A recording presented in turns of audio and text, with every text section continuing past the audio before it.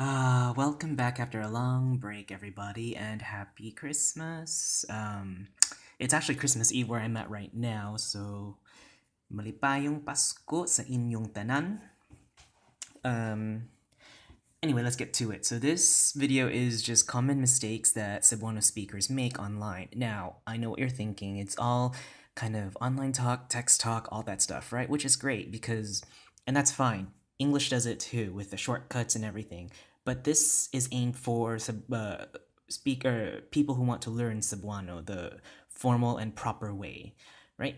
So these are things that maybe you see or come across and that you don't know about, and let's just go right to it. So we will have these sentences and we will be correcting the grammar.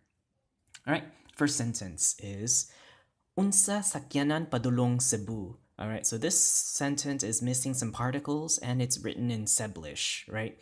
Let's start with the first one. Unsa. Unsa sakyanan. Unsa meaning what, sakyanan meaning vehicle, what vehicle. Padulong means to go, right? To arrive or go to a place, arrive in a destination, to arrive. Cebu is the city of Cebu. Well, it's missing a focus marker, right? Because what's being marked? We don't know what's being marked. What are we talking about in this sentence? What is the focus of the sentence? Right? So, where is the focus? We're talking about what? What is being talked about, right? And unsa is talking about what kind of vehicle or what vehicle is going to Cebu. So obviously this is going to be our main focus, right? So we have to put the focus marker ang, right? Ang. However, ang is one of those words, or an unsa is one of those words where we can tack and contract ang with unsa. And ang has that irregular postfix y, right? The e, right? So when we change ang to e and attach it to unsa, we get unsay, right? Unsay sakyanan padulong Cebu.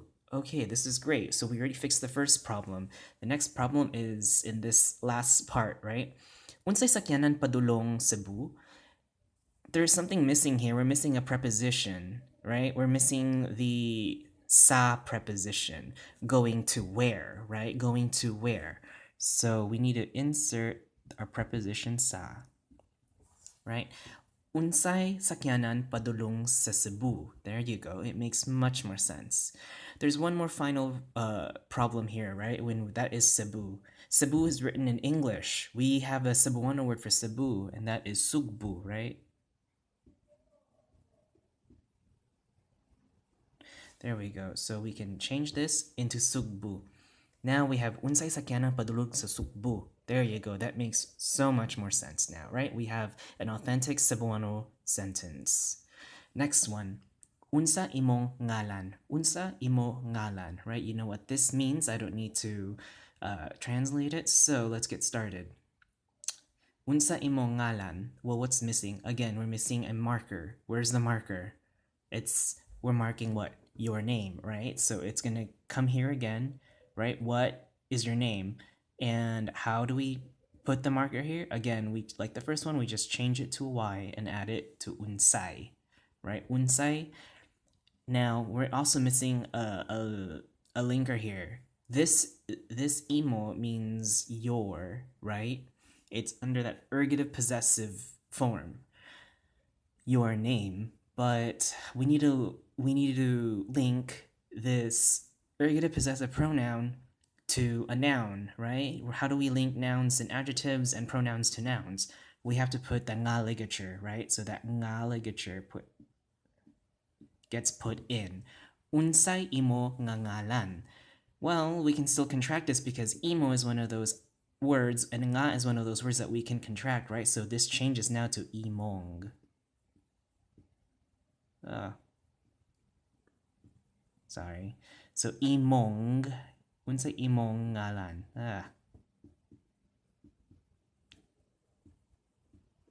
So we'll just change it to imong now, right? Unsay imong ngalan. That makes much more sense. Next sentence. Sakit akong ngipon. Sakit akong ngipon. It's missing something. It's missing a marker. right? It's missing the ang focus marker. Sakit ang akong ngipon means my tooth hurts. And that's it.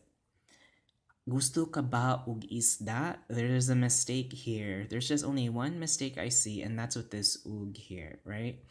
And this ug needs to get changed to an og, right? Because remember, this ug right here means and, but we have to have this object focus marker, right? Gusto ka ba og isda? How do we know it's going to be in an object focus? Because ka is the form that's in the absolutive. It's in the absolutive focus. The og is a non-focus that marks isda, which is our noun. So you can double check to see the pronoun. If the pronoun is written in the absolutive case or the main focus, then the object has to be marked with a non-focus. Okay, and then lisud kaayu mauman tinuod jud, right? So this is written in Ceblish, right? And I'll tell you why. Lisud kaayu means it's very difficult. But kaayu is written in Ceblish. How do we know this? Because this U here is pronounced like the English U, the letter U, right? In Cebuano, that letter is pronounced as U in Cebuano, right? U, ka-a-u. If I were to read it in Cebuano, ka-a-u. But in like internet, online texting, all that kind of stuff, right? They're gonna pronounce it as ka-i-u, just to shorten it. It's actually supposed to be Y-O, right? Ka-i-u, right? But it sounds like the letter U, so people like to shorthand it and put U, or the U, letter U, ka-i-u, lisud ka-i-u. All right, this is why it's written in Ceblish, right? Because again, in Cebuano, this letter U in English is pronounced as U in Cebuano. That's a letter U in Cebuano.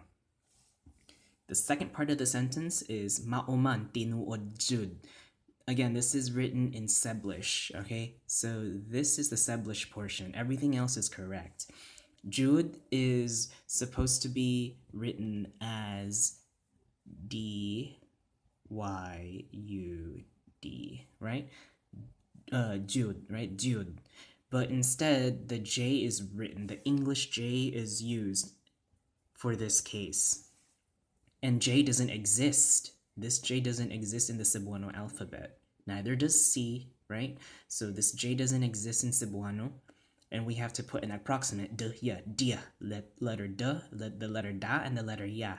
Dia, right? Makes a dia. It sounds almost like that J, the J, but it's a dia, right?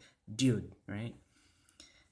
And finally, we have mikaon kanaba, right? Mikaon kanaba. There are errors here, right? The first error is with this verb, right? Mikaon. So this here mi is supposed to attach to the verb. So we have to close in the gap, right? Mikaon, and we don't need this hyphen, right?